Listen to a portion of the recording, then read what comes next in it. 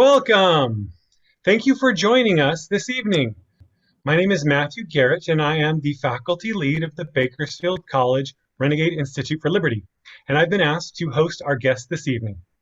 As always, the Renegade Institute provides these educational events free of charge to our students and community, but they are not without cost. We receive no institutional funding and are solely dependent upon your generosity.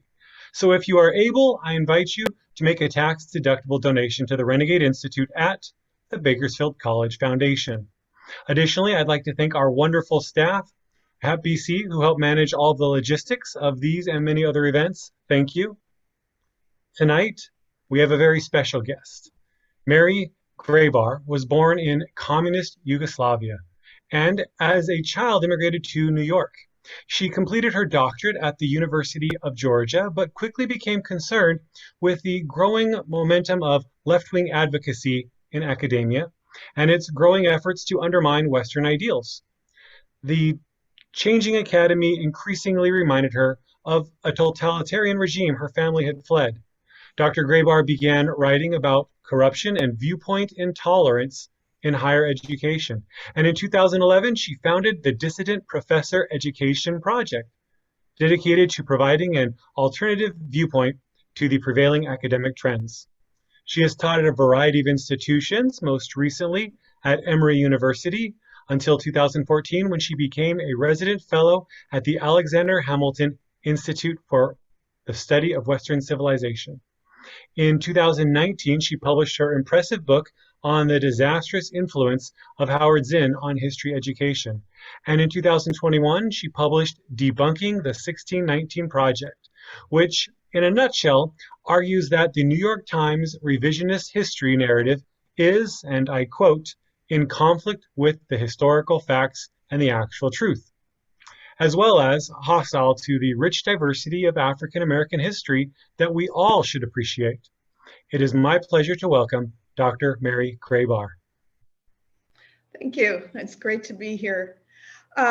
Yeah, that was a great introduction. And I am, definitely a proponent of African American history. I'm actually working on a biography of the late George Schuyler, a long ignored major figure in African American journalism, died in 1977. And you mentioned my book on Howard Zinn, and coincidentally, the same day that my book on Howard Zinn came out, August 19th of 2019, the 1619 Project came out, and I read it. And I noticed some similarities that it was, definitely anti-American. It was also anti-white. And I noticed such incendiary sentences like this one, and I'll just read it.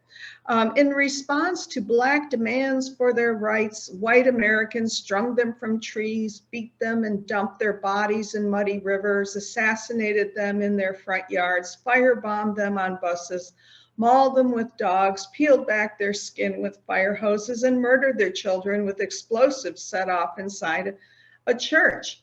So this was sort of the tone of it, and I was struck by it. And thought, I need to say something about this.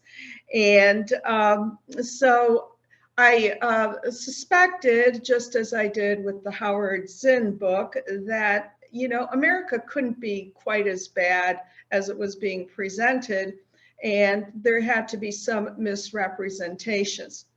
So what I want to do, I know that some people aren't really familiar with the 1619 Project, so I want to describe what it was and just sort of go through it, who, what, when, how, and why this project came about.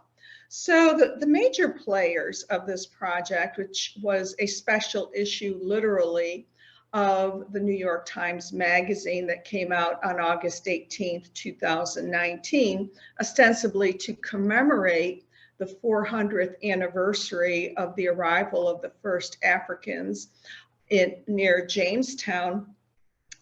was written by, or was the brainchild of Nicole Jones, who is a New York Times reporter. Her beat had been race and education. And she had gotten the idea from a high school Black Studies class when she was introduced to the writer Lerone Bennett, a book that he had written in around 1966 called Before the Mayflower. Now, Lerone Bennett was not a historian. He was a polemicist. He actually coined the term Black Power, which Stokely Carmichael took up. So you get a sense of the influence and how biased her sources were. And she's basically, in my opinion, sort of stuck in that same place. And there's some personal history that I've learned since then. I don't think I have time to go into it. But here she was, and she wanted to do something to commemorate that date that she had learned about in high school. The other players are the New York Times. The New York Times is making a lot of money off of this. They ran with her idea, and now they have two books that have been published on the 1619 Project by Penguin Random House, and the New York Times owns most of the copyright to that. So this is a big moneymaker for the New York Times. And they had lessons produced by the Pulitzer Center, which is a nonprofit. The New York Times, of course, is a for-profit company. And so they had these lessons produced right away from this magazine issue. And they were pumped into schools, 3,500 immediately.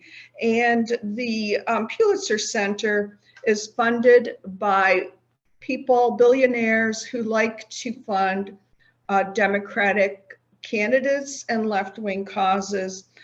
Two of the primary ones are Pierre Omidyar, founder of eBay, and Mark Zuckerberg. The third players are the academics and the enablers. I call them the enablers because they have been with the project from the inception. One is Eric Foner, who is the Dean of Socialist Historians. He recently appeared with Bernie Sanders discussing Reconstruction, and Woody Holton, who has been he is a history professor at the University of South Carolina. He has been pushing this project. He has been with Nicole Jones, the creator, fighting against the laws that have been introduced in about half of the states against this bias project, which is in schools. And that's the important thing to remember. I think most people would have just pretty much brushed it off. You know, it's the New York Times, we know what their view is, and you just leave it at that. But they immediately pushed it into schools, and it's being taught, and there is a lot of effort being put into that. So it was to be a commemoration of the 400th anniversary of the year 1619. Of course, in July of 1619, our first representative government, the House of Burgesses, was established. And then in August of 2019, you had this privateering ship that just showed up at Jamestown with about 20 Africans. And we don't know exactly what date, but they were exchanged for provisions. And we don't know exactly what the status was of these Africans. Were they indentures like the English indentures, or were they immediately enslaved? However, what Nicole Jones wants to do is she wants to replace the year 1776 as our founding with 1619. And that, of course, is another reason for the controversy. So there were other commemorations of the year 1619. Time magazine did an article, USA Today. Most of the major publications did something on it. But the New York Times Magazine commemoration overshadowed everything else, even the commemorations in Virginia. So it's created a lot of controversy. So what this did was it promised to reframe our history, take 1776, replace it with 1619. It would reframe American history by placing and I'm reading from the statement, by placing the consequences of slavery and the contributions of Black Americans at the very center of the story we tell ourselves about who we are as a country. So the thesis is that the United States would not have been possible without the slaves. They made it possible. They were the reason for declaring independence, an important reason to preserve slavery, because slavery was enriching the colonies, and that it was through the economic contribution of slaves that we became this mighty world power. So the special issue of the New York Times Magazine had 10 essays, and the major one was, the lead essay was written by Nicole Jones, and she outlines the history of the founding and how it should be changed, and the Civil War. So, and she sort of provides the framework for the others. So the other 9 essays, which deal with such contemporary problems as healthcare, traffic jams, overconsumption of sugar, which goes back to the sugar plantations, music, and there were 17 literary works, which are sort of contemplations on moments in history. They're written to order by contemporary poets and fiction writers. But most of these essays, the essays themselves, which were supposed to be on the history, were written by journalists. There were only 4 historians. So, it's journalist heavy. Most of them were writers for the New York Times. I should also add that there was a 15-page insert that was part of the newspaper, not the magazine, that was created by the Smithsonian Institution. And I should not forget that the one that makes the argument, the economic argument by Matthew Desmond, who is a sociologist, called Capitalism, is something that has been slammed by economic historians. And I sort of, in my book, Debunking the 1619 Project, review their arguments and present the case for, the overblown claims that are made for the economic contributions of slavery. There's a little bit of a problem with the math. Cotton did not account for 50% of the GDP. It was only 5%, so it's off by a little bit. So what this project is intended to do is to redefine our founding year and to redefine what we are as a country, not a constitutional republic or a democracy, but we are a slaveocracy. That's the term that is being used, a slaveocracy. So you can kind of understand why people got upset. Yes, we did have slavery. Slavery was bad, I agree. But to say this nation is a slaveocracy, I think most people would have a problem with that.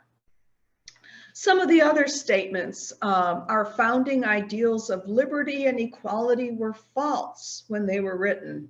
That's from the 1619 Project. Anti-Black racism runs in the very DNA of this country. That's another statement from the 1619 Project. So if it runs in the DNA, that means you can't get rid of it. We made no progress since abolition and the civil rights movement. The lead essay by Nicole Jones, The Idea of America, gives the impression that America had invented slavery, that Europeans had gone to Africa and gone into the villages and kidnapped Africans. Gross misrepresentation. Of course, the Europeans, just waited on the shore for the slave traders to bring the slaves to the shore. They had been captured and enslaved already.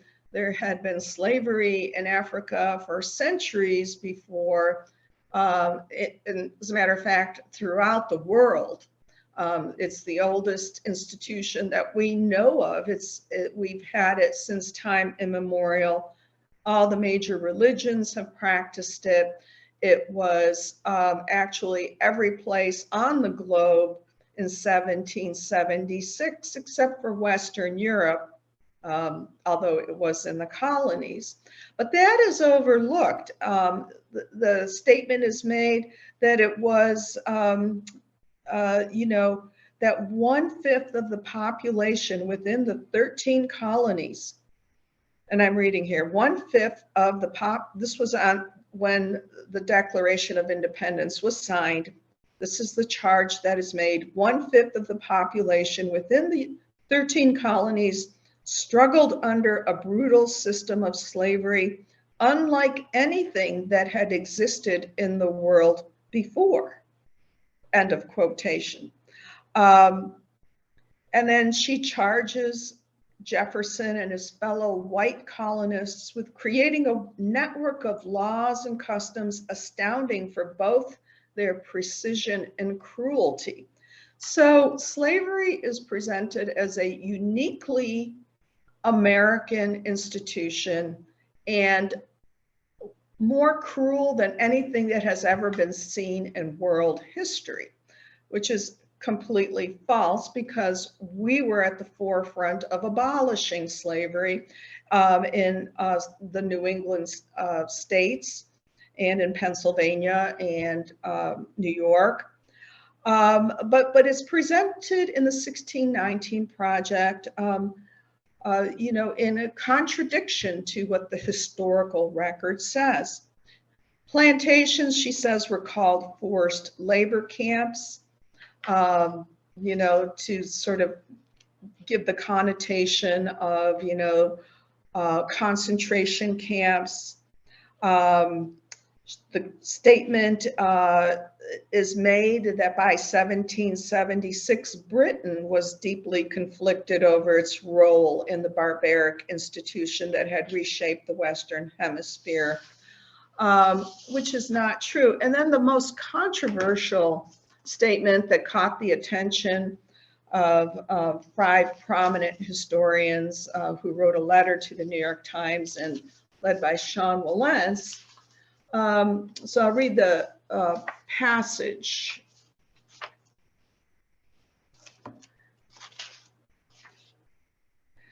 Yes, so after that sentence that I read, in London, there were growing calls to abolish the slave trade. This would have upended the economy of the colonies in both the North and the South.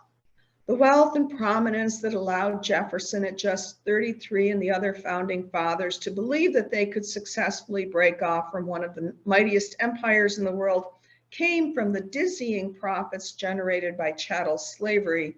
In other words, we may never have revolted against Britain if the founders had not understood that slavery empowered them to do so, nor if they had not believed that independence was required in order to ensure that slavery would continue.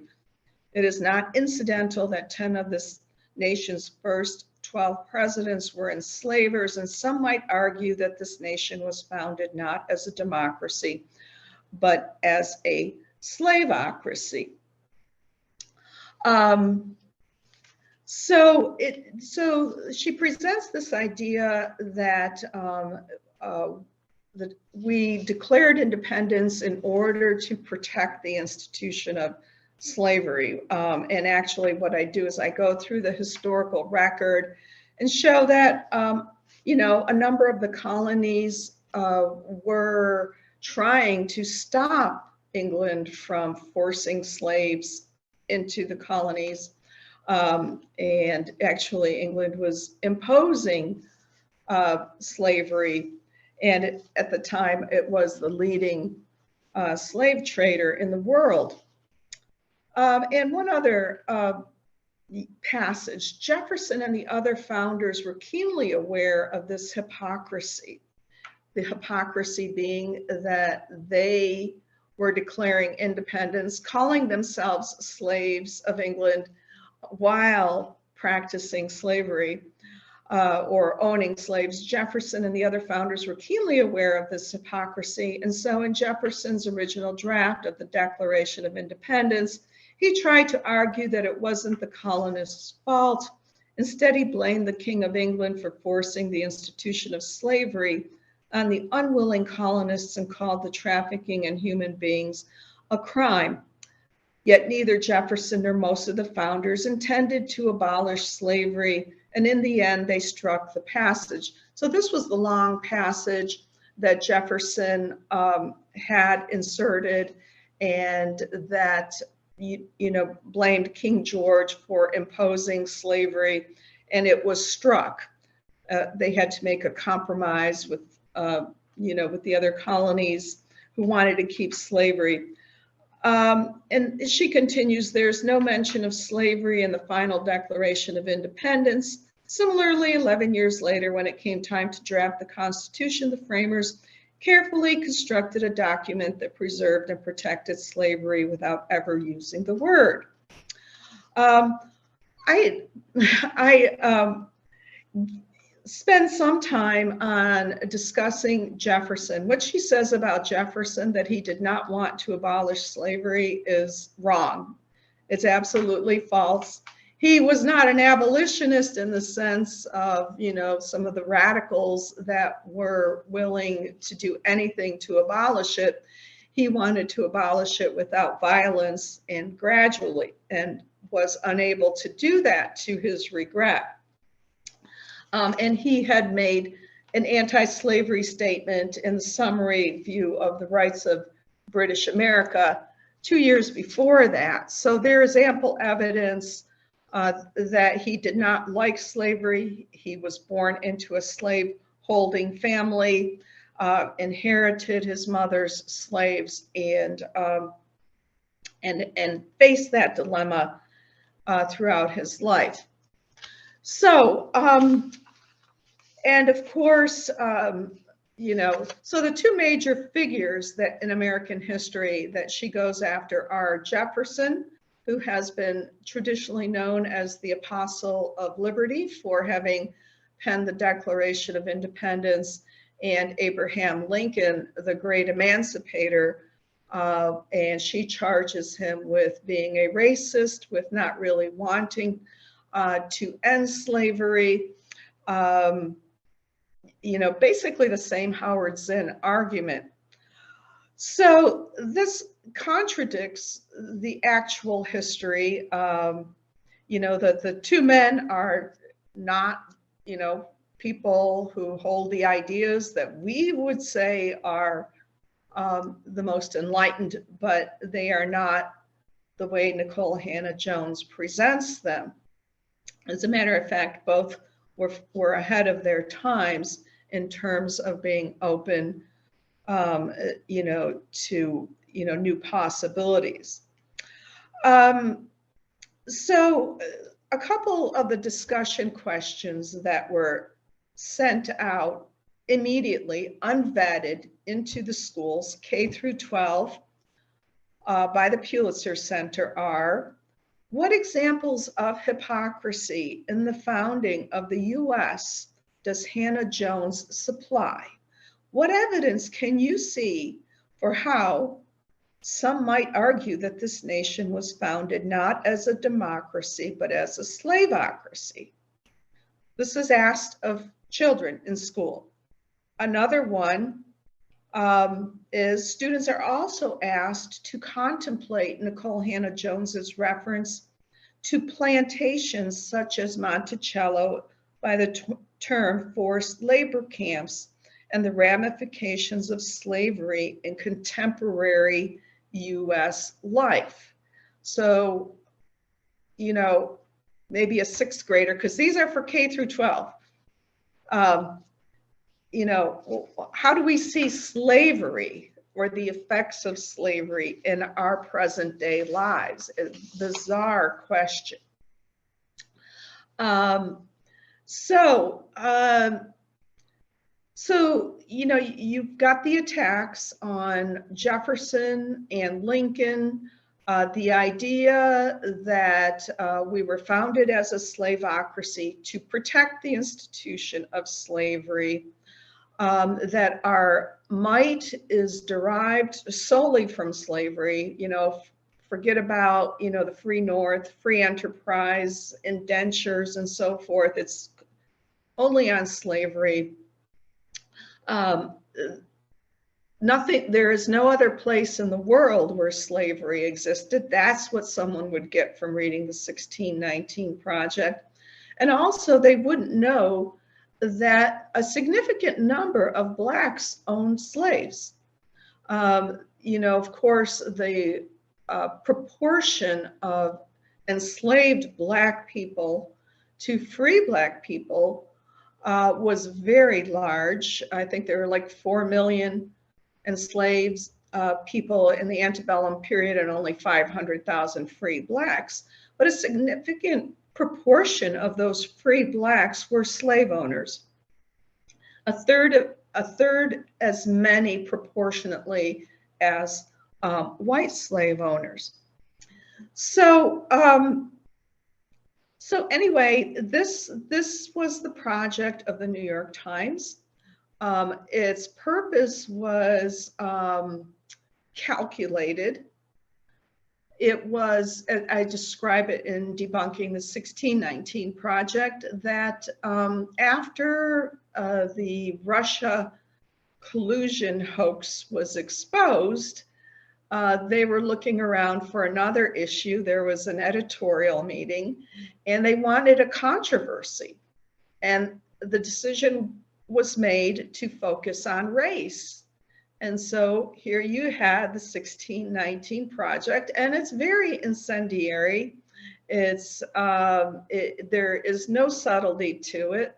One of the things I noticed was that it gives no credit to any white abolitionists, people who died to end slavery, people who died in the civil rights movement for equal rights. No credit given.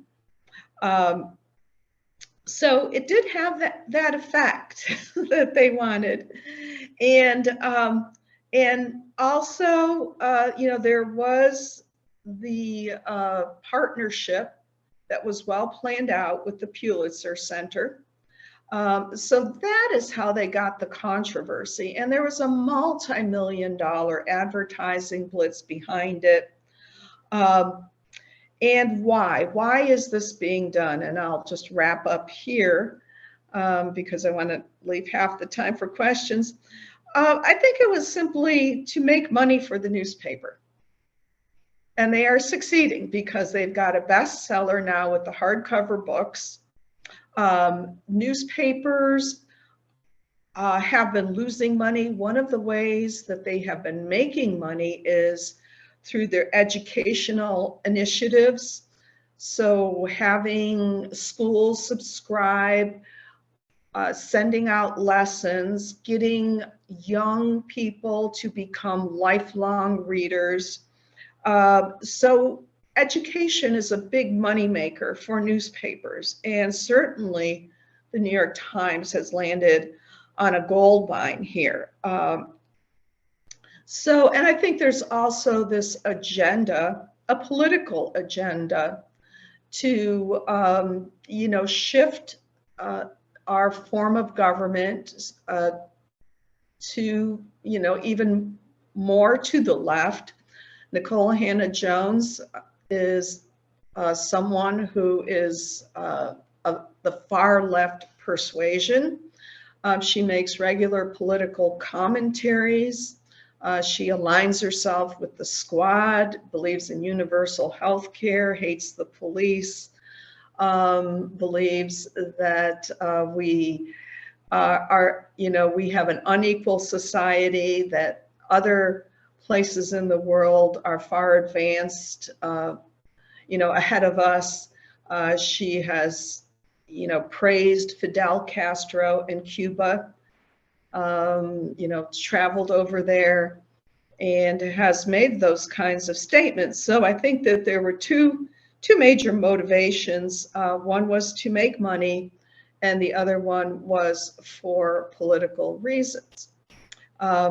So I will, I think, open it to questions. I love to have questions.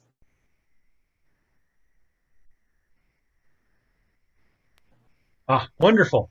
Let's go ahead and open the floor to questions. If anyone has any questions, feel free to submit them and we'll try to make our way through questions. And I have some questions of my own. I've been taking notes here while you were speaking about things.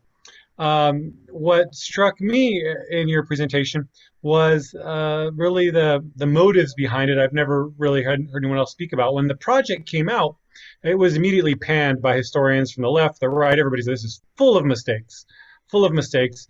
But why is a really good question, right? Why is this happening? And that was really interesting. You said that of the group that produced it, that you have Nicole Jones, who's not trained in history, who's inspired by Lerone Bennett, who's not trained in history. For the New York Times, it's for profit. And in the book, you mentioned there was 34 contributors, but only 4 historians. 2 of them minimally participated. 1 wrote a caption, and that all 4 of them, you said in the book, were involved in advocacy scholarship. Those were your words. So I wanted to ask you about that advocacy scholarship. In addition to making money, is that another agenda, and how does that muddy the water? Is that a problem for historians and for history?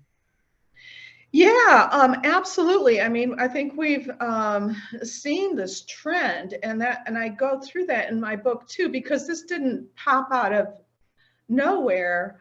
Since the 1960s, historians, have drifted towards advocacy, and there is this feeling that the historians should be involved in social justice projects so that the work of history will help solve problems in the present. I just came across an essay by Howard Zinn in a collection in honor of someone in the Frankfurt School. And so this was before Howard Zinn became overtly, socialistic with his people's history. It was written in 1967. And he said, that historians, can't just be objective and sit back and just analyze. You have to, be concerned with humane causes and social issues, and you have to be out there, and you have to be participating in these movements, because that's what the moral imperative is. And we see this a lot today with historians. Sean Wilentz who was the lead writer, he's a leftist. I don't care, I don't care what a historian's politics are, as long as they're writing good history. Gordon Wood, who was a signer and has come out against the 1619 Project. I don't know how he votes. I don't know what his political views are. But we've seen this shift, and it's a shift that's come in academia generally. It's become politicized, and I go into some of the textbooks that are being used in high schools, and they're incredibly politicized. that they frame history in similar contours in the way that the 1619 Project does, sort of presenting, blacks and whites in these Manichaean terms where, whites are oppressors, naturally oppressors. And it's just a blanket statement. It's not, okay, these people did this, but then these people did this. It's like all whites. And so I think the groundwork had been laid for the 1619 Project. So this was just a little farther along in this trend of politicized history.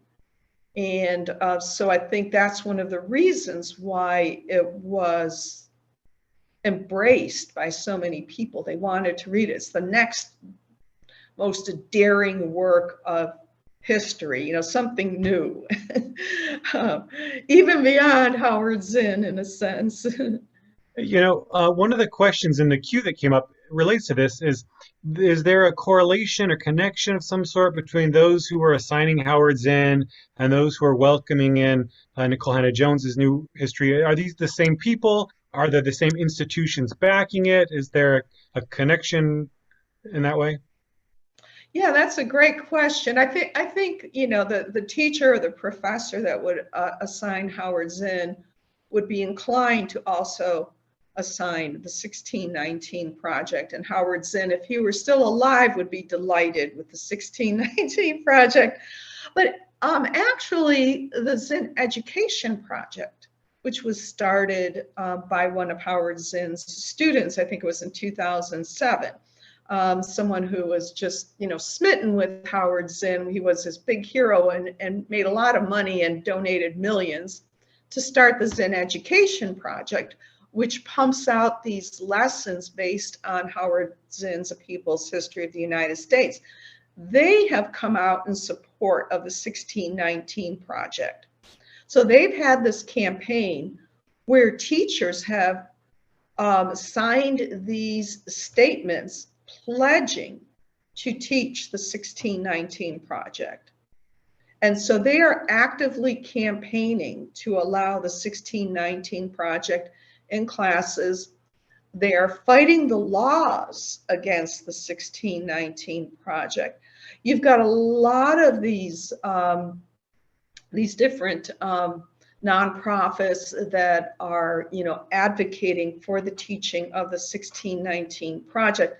And of course, Howard Zinn saw American history as, class conflict. And he also saw a racial element in it. The 1619 Project presents American history as race conflict instead of, the race struggle versus the class struggle. Yeah. So a question that ties into that again that showed up just now in the chat in the question is, to what extent is the untrained an excuse or a reason for what's going on? Because I feel like now that it's out there, and even though it was originally panned by everybody, it's gaining momentum, and even historians are getting on board with it. And so I'm not sure if adequate training in history is the solution, because that doesn't seem to matter. Would adequate training have been the solution, or is it just too political that it's taken on a life of its own? How do we resolve a clearly politically motivated wrong history that people are attached to?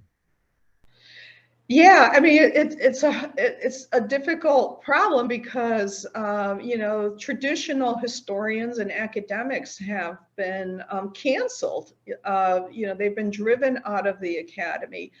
I think that you just think about this. Okay, here's this person who does not have she's not a scholar, she's a journalist, shaped by this moment in high school, and she keeps going back to it. And and she alone is going to reframe all of American history. It's such an egocentric thing to do. I mean, the audacity of it, scholars like to look at little problems. Oh, we've uncovered this letter, this line, and so means this. But she's like, no, all of American history. And I think she's, you know, what she's revealed in recent interviews and on social media, to me, shows a very troubled person. Personally, she's got a lot of issues. You know, the way she was raised and what, you know, and she's sort of projecting those on to history. Now, 50 years ago, if you'd had someone like her say, hey, I believe that the founders fought to protect the institution of slavery. That was an important reason. And all of American wealth and power is due to the slaves. A teacher or a professor would have taken her aside and said, now look, right? This is an absurd, you know, try to be diplomatic and say, go back to the library. You need to read this. You need to read that, right? Let's consider this. But no one's doing that because a lot of these historians, like Woody Holton, they want to ride her coattails into fame. David Blight, the same thing. You know, I think there's fear also. I know you've been called all sorts of horrible things. That people say, well, if you don't agree with this, you must be a white nationalist or a racist or some horrible thing that, and you mentioned that in the book a little bit, that the argument is sort of a circular argument that you must agree or you're evil, it's implied. And that's a pretty effective tool, I guess. Yeah, it is for some people, but I think we just, you know, and I'm not the first person to say this, but, you know, we just need to say, you know, we're not going to pay attention to that, you know, because that's her fallback. I mean, for some reason, she knew who I was on Twitter. I've been blocked, but I have seen her tweets since then. But it was, you know, I would try to argue points with her. Like one of the points I said was, you know, that there were Black slave owners. Now I've since learned she knows that. She is denying it deliberately because in a Los Angeles Times interview, she said her favorite novel was The Known World, which I mention in my book. And The Known World takes place in antebellum Virginia. And it's about a family. I don't know if you're familiar with it, but it's a family and a Black family, and the son becomes a slave owner. Now, she knows about that. And she also knows about African slavery. And she knows how, you know, the slaves got here, because she's actually, after she blocked me, she got into a conversation with someone else and said, well, why should we learn 1,000-year history? What happened the last 150 years is what's important. So she wants to ignore, you know, this institution that, you know, was, you know, something that was going on around the world. Yeah, and that gets to the cherry picking, which is another. I noticed one of the things I loved about your book was that you didn't overtly over the top just keep talking about logical fallacies, but they're clearly pointed out that there's circular reasoning, there's cherry picking of data, there's what Fisher called insidious analogies, where you compare things to something that's not like that at all. That you really point out that a lot of the rhetorical devices that are being used, I appreciated that.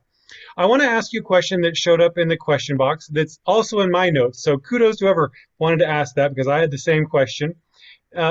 It says, why did you dedicate the book Debunking 1619 to Eugene Janvisi, who's of course was a Marxist? He wrote Roll Jordan Roll and was really drawing attention to how blacks resist. Why was that? Why'd you dedicate it to him? Because I knew him. He was my friend. And I'm here at the Alexander Hamilton Institute for the Study of Western Civilization. And 2 of the 3 founders were Gene's students. Now, Gene, I don't know if you know this, but he went back to his Catholic faith. he became a conservative. So this was, I think, around in the 1990s. I only knew him for the last 5 years of his life. And so he gave, he gave up on Marxism, and he never really liked it. I mean, he was kicked out of the Communist Party because he said, when they told him to zig, he zagged. He wouldn't follow the orders. But even during his Marxist period, he was an honest historian. So there was this famous meeting at the American Historical Association in 1969, and there was this resolution that was introduced, I think, on the Vietnam War. And, Gene was still, firmly entrenched in the Marxist camp, but he was a principled Marxist. He said, we shouldn't alter history. We shouldn't alter the evidence. And that's the difference between him and Howard Zinn. Howard Zinn altered the evidence, and the 1619 Project does the same. And so that's what prompted me to write the book, because that you can't do that. You can't lie, and especially when you're teaching this to students, little kids. I mean, this is being used in second grade classrooms. It's absurd. There's clearly a bunch of mistakes in the writing. There's lots of factual errors that are you can clearly point out that are wrong. But I wonder, what do you say to the idea that, okay, yeah, there's some mistakes, but let's fix those and get those done. And then the general argument, though, that African Americans have been mistreated and there needs to be some sort of, reckoning with that there is a rightful grievance, that those are important and appropriate foci for history to be centered around. I mean, why not? Well, I don't think having this fall. Well, first of all, the whole project is fundamentally flawed. Its premises are flawed. I mean, I make mistakes, and I'm happy to have them pointed out. But I don't set out to upend, what historians, accomplished historians have agreed on, and say, hey, my people, as she calls them, have done this, and, pay homage to us. I mean, that's what she basically demands. And what was the second part of your question again? Just if it's an appropriate discussion. Oh, yeah. We should engage that argument. Yeah. I don't, this is not intended to expose Black history. I mean, I've been immersed in it because I've been working on this biography for over 10 years. And there's a whole lot still to be told about African-American history. But this does not advance that cause. It hides the history. It oversimplifies it. It's a narrative that's not based on fact. So it doesn't give credit for the accomplishments of Blacks in American history. Everyone is presented as a victim, unsuccessful, and oppressed. So how is that adding to knowledge of history or to the advancement of Black Americans? I mean, there are so many Black Americans who are opposed to this. The 1776 Unites organization. This teaching this will instill the sense of hopelessness and anger in Black kids, and will alienate white kids, and it puts all the blame on one race of people. And, that's, how can that be good? That's just propaganda.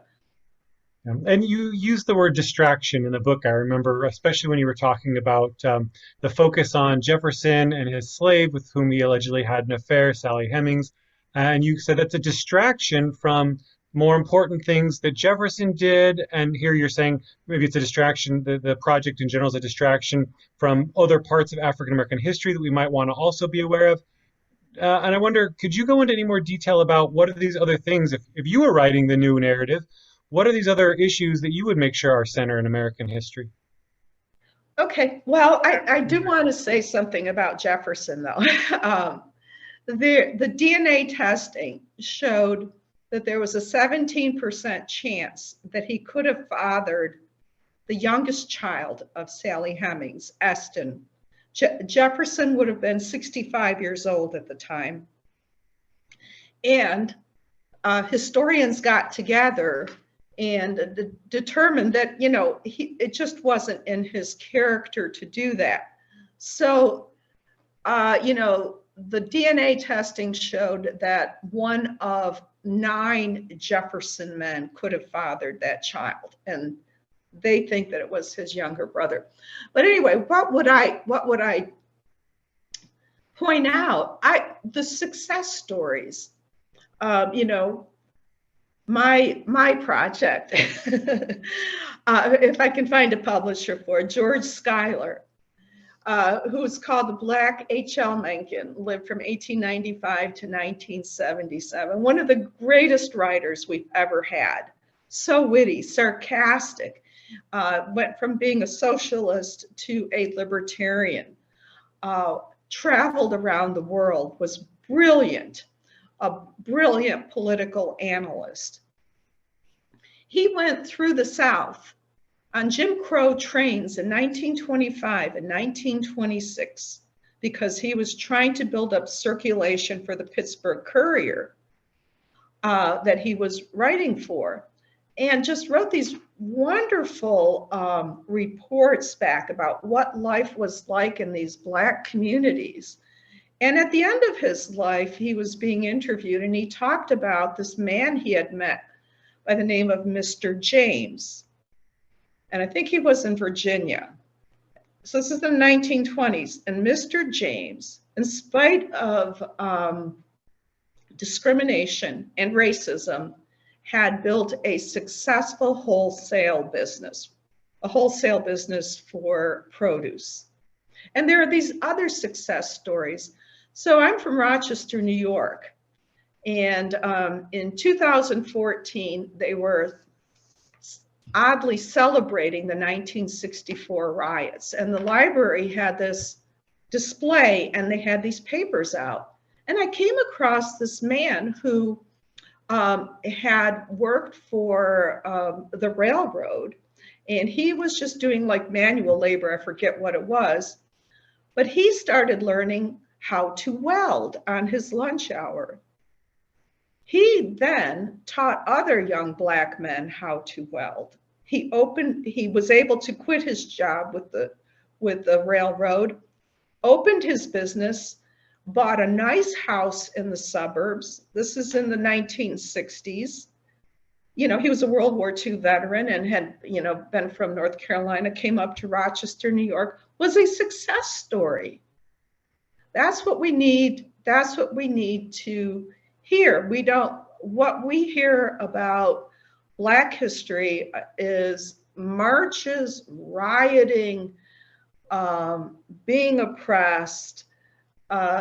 We don't hear the success stories, and there are so many success stories and conservatives who have just been pushed down the memory hole of history.